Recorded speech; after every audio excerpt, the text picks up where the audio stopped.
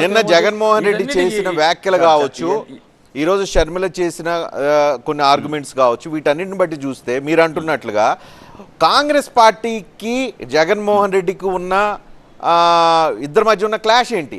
Congress party ఎందుకు ఉసిగలుపుతుంది రాజశేఖర రెడ్డి కుటుంబ సభ్యుల్ని జగన్ మీదకి? సరే, ఇవన్నీ కాంగ్రెస్ పార్టీ కంటే కూడా కాంగ్రెస్ పార్టీ వెనకాల చంద్రబాబు నాయుడు ఉన్నారనేది ఎవరైనా చెప్తారు.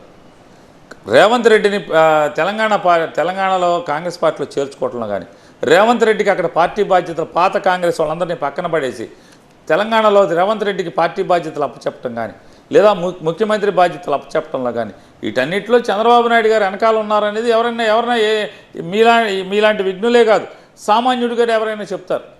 చంద్రబాబు నాయుడు గారికి కాంగ్రెస్ పార్టీకి ఎంత అవినావ సంబంధాలు, జగన్మోహన్ రెడ్డి గారిని అక్రమంగా అరెస్ట్ చేయించడం దగ్గర ప్రారంభమైనటువంటి వాళ్ళ అక్రమ బంధం ఈ రోజుకి ఏ రకంగా, చంద్రబాబు లబ్ధి కోసం కాంగ్రెస్ పార్టీ ఏ రకంగా పనిచేస్తుంది.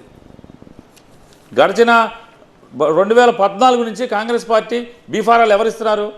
2019లో బీఫారాలు కాంగ్రెస్ పార్టీ బీఫారాలు ఎవరు ఇప్పించారు? 2019లో బీఫారాలు ఎవరు ఇప్పించారు? మీకు ఈజీగా అర్థమవుతుంది.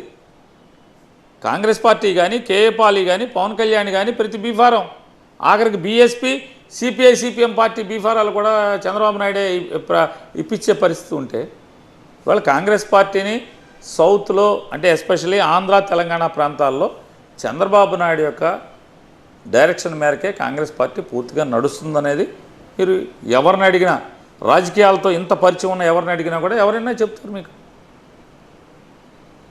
నిజంగా వైఎస్ఆర్ టీపీ అధ్యక్షురాలు షర్మిల గారికి ఉన్నటువంటి మొన్నటిదాకా ఆవిడ ప్రజాసేవ చేశారు, ఊరూరా తిరిగారు, ప్రతి గల్లీలో ఆవిడ మమేకమై అందరి దగ్గరికి తిరిగారు, పోరాటం చేశారు టీఆర్ఎస్ మీద.